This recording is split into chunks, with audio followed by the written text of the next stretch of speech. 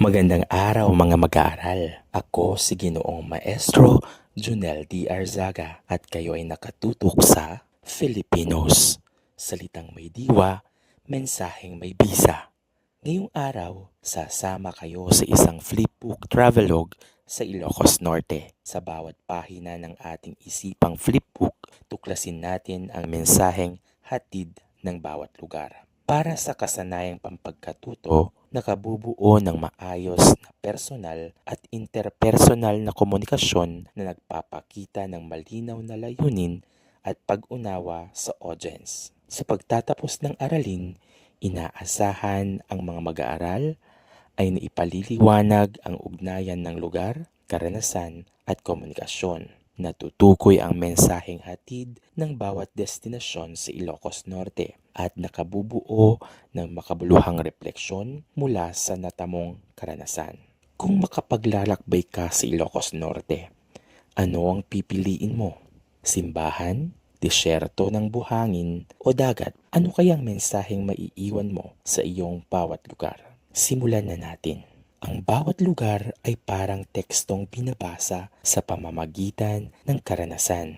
Ang simbahan ng Paway ay nagpapakita na ang komunikasyon ay nakikita rin sa kasaysayan at pananampalataya kahit walang salita. Habang ang sand dunes, sa saya at kaba ng pagdaos-dos, natutuhan natin ang di-verbal na komunikasyon ng emosyon. Sa pakikipag-usap sa lokal sa bayan ng San Nicolas, nalaman natin na ang kultura ay buhay at patuloy na naipapasa.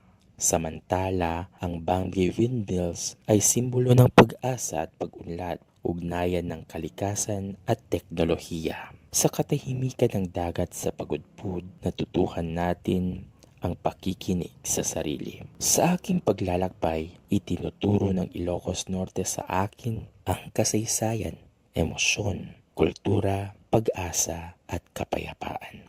Natuklasan natin na ang komunikasyon ay hindi lang salita. Ito ay karanasan at pag-unawa.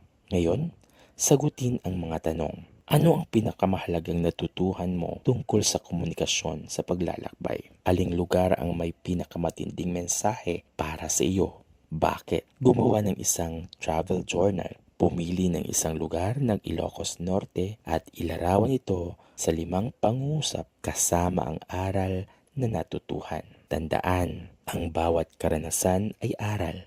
Ano ang mensaheng iiwan mo mula sa paglalakbay nito? Pagnilayan mo.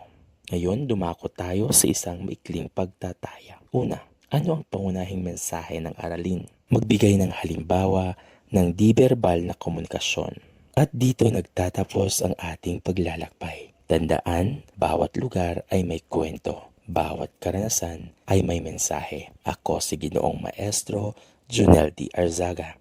Hanggang sa muli nating paglalakbay sa panibagong aralin ng pagkatuto. Dito lang sa Filipinos. Salitang may diwa, mensaheng may bisa. Maraming salamat.